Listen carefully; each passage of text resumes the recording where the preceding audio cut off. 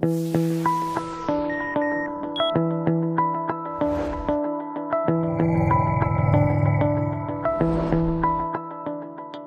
va écouter une dernière question, une toute dernière question. Je mets mon argent dans ma tirelire ou à ma banque. Comment la banque fait pour garder mon argent et celui de mes parents maintenant qu'il y a Internet, les tablettes et le cloud? Et le cloud. La sécurité, la confiance, évidemment, avec le développement du numérique.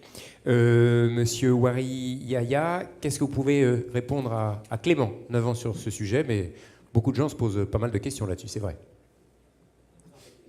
Pardon Raphaël Krivine, excusez-moi. En fait, comment s'appelle le petit garçon déjà? Clément. Non, mais j'ai envie de dire à Clément, est-ce que tu apprends ton histoire? C'est important d'apprendre des cours d'histoire et de géographie. Ça devient même un sujet, je crois, de la campagne présidentielle, le roman national, le récit national. C'est des sujets importants. Il faut savoir d'où on vient pour construire ensemble où on va. Et ben, je vais faire comme dans ton bouquin de CM2. Là, on va parcourir quelques siècles en 2 minutes. Et il était une fois la banque, le Moyen-Âge, ben, voilà, on échangeait de l'or. L'or, c'était la monnaie d'échange. Et les marchands, ma foi, se déplaçaient beaucoup avec leur or. Et là, qu'est-ce qui se passait? Les brigands. Les brigands. Et bien, les brigands, ce qui, évidemment, ralentissait le transport, freinait l'économie, et bien, les banquiers ont innové, les banques italiens, les banquiers lombards ont inventé les lettres de change. Quelques siècles plus tard, 19e, 20e siècle, c'est l'explosion, c'est la monnaie papier, ce sont les agences bancaires qui sont beaucoup développées. Et là, qu'est-ce qui se passe? Les hold-up. Bonnie and Clyde. Exactement. Eh bien, les banquiers, là aussi, ont innové, les coffres blindés ou la télésurveillance, notamment plus tard, dans les années, 1980, 1990, des dizaines d'années d'ailleurs après les militaires, puisque je regardais ça, merci Wikipédia, une télésurveillance a commencé en 1942. L'armée allemande pour surveiller les lancements de missiles. Vous avez creusé le sujet. Voilà, donc on est maintenant au XXIe siècle, donc l'or, la monnaie papier, non, maintenant la monnaie électronique. La monnaie électronique et les banques sont de plus en plus attaquées, ce sont les cyberattaques, c'est la cybercriminalité, les ordinateurs des banques. Et j'ai envie de dire que pour la place de Paris, pour nous tous, il va y avoir aussi beaucoup de sujets d'innovation. Ce n'est pas le sujet finalement peut-être le plus glamour, la sécurité, on pense plus, je sais pas, aux interfaces utilisateurs, des choses comme ça, mais il n'empêche que ça va beaucoup bouger. Et tout d'abord, j'ai envie de dire, aujourd'hui, il y a une publicité d'un acteur de la banque en ligne, je crois la pub dit « Mon banquier, c'est moi ». Donc effectivement, on va également avoir un « haut les mains ». Vous voyez ce qu'il y a dans ma main? Le smartphone. Et donc je pense qu'il va y avoir beaucoup de choses qui vont tourner autour de la protection du client bancaire et du smartphone. Et il y a beaucoup de sujets autour de ça. Protection aussi des collaborateurs, le télétravail, etc. Et s'ils font des choses chez eux, des transactions, comment on les protège? Évidemment, biométrie. On voit qu'il y a beaucoup de problèmes. Beaucoup de sujets. Beaucoup de sujets, et je pense que ces sujets, on va les résoudre alors ici, en France, et qu'on est bien placé pour amener des solutions. Les banques, les fintech, les spécialistes de la sécurité. Travaillons sur la formation. Je crois qu'aujourd'hui, il y a un déficit de spécialistes sur les risques, et donc il y a certainement des choses à faire pour être à la pointe, être une place, et que la France soit une des places les plus innovantes et plus efficaces dans ce domaine-là. Et puis travaillons pas uniquement ici avec l'écosystème, je crois qu'il faut aussi s'ouvrir vers d'autres métiers, les banquiers d'ailleurs l'ont toujours fait. AXA, Compagnie d'assurance dont je fais partie, on travaille avec par exemple une filiale d'Airbus Defence and Space sur des sujets de protection de la data. On a tous ensemble beaucoup de choses à faire. On parlait tout à l'heure de la banque le banquier tiers de confiance. Je reprendrai la formule de l'académicien Alain Perfit qui dit que la confiance est le tiers de facteur immatériel avec le travail et le capital. C'est ça qui favorise la croissance. Eh bien, un tiers facteur immatériel, tout est dit, les banquiers ont une place à jouer pour protéger l'argent des clients, mais aussi leurs data. Bref, le champ des possibles s'ouvre à nous. Et Wari va d'ailleurs donner des illustrations plus techniques sur le sujet. Monsieur Wari Yaya, exactement. Bonjour. Pardonnez-moi de vous avoir confondu tout à l'heure. Je vous en prie, il n'y a pas de souci.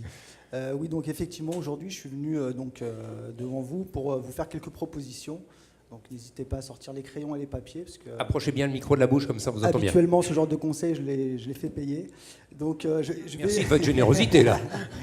Donc voilà, donc j'ai listé quelques technos aujourd'hui qui sont, pour certaines déjà utilisées et d'autres pas encore, je l'espère bientôt. Je vais prendre le cas du Big Data avec un cas d'usage possible. Aujourd'hui, les clients se connectent au site web par login mot de passe. On pourrait tout à fait imaginer l'usage du Big Data pour compléter l'authentification par login mot de passe, la compléter par un contrôle comportemental.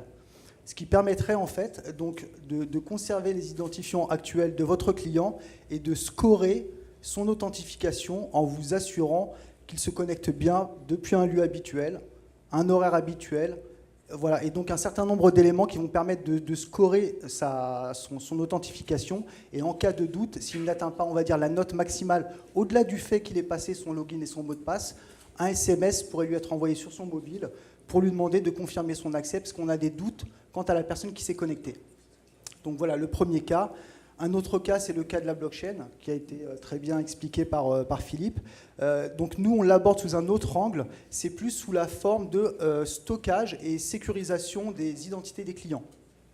Donc c'est un cas d'usage qui me semble intéressant et qui serait d'autant plus intéressant à coupler avec le prochain cas que je vais aborder de suite, qui est l'API France Connect. Donc je pense que Joël connaît certainement cette API. Donc c'est une API qui aujourd'hui a été créée à l'initiative de l'État, des services de la DINSIC, et qui permet aujourd'hui de pouvoir échanger des données en toute sécurité entre les différents services de l'État. On prend le cas de donc, votre enfant est dans une école, vous connectez au site de la mairie, vous avez besoin de transmettre des éléments provenance par exemple de la DGFiP. Habituellement, on est obligé de les scanner ou de les imprimer, de se rendre à sa mairie et de les donner.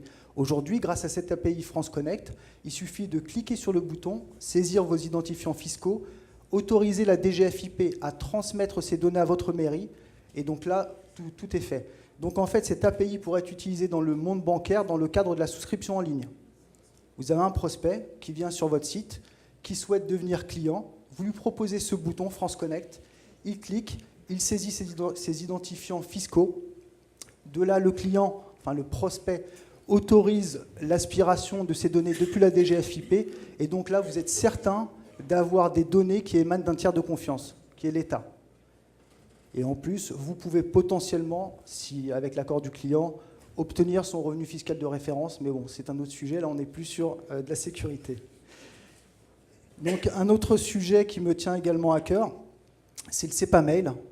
Donc là, c'est plus pour de la clientèle entreprise, c'est plus pour des échanges B2B.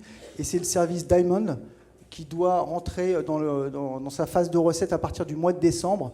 Et c'est un service qui va permettre de pouvoir contrôler la fiabilité des coordonnées bancaires de votre fournisseur. Comme vous le savez, aujourd'hui, il y a de plus en plus de problèmes de hacking liés donc à des ransomware, à des hackers qui... ou des pirates qui envoient des faux mails d'un fournisseur qui aurait modifié ses identifiants bancaires. Et là, la pauvre entreprise saisit le nouvel IBAN, et lorsqu'elle fait un virement à son fournisseur, à son présumé fournisseur, les fonds partent dans le compte du hacker.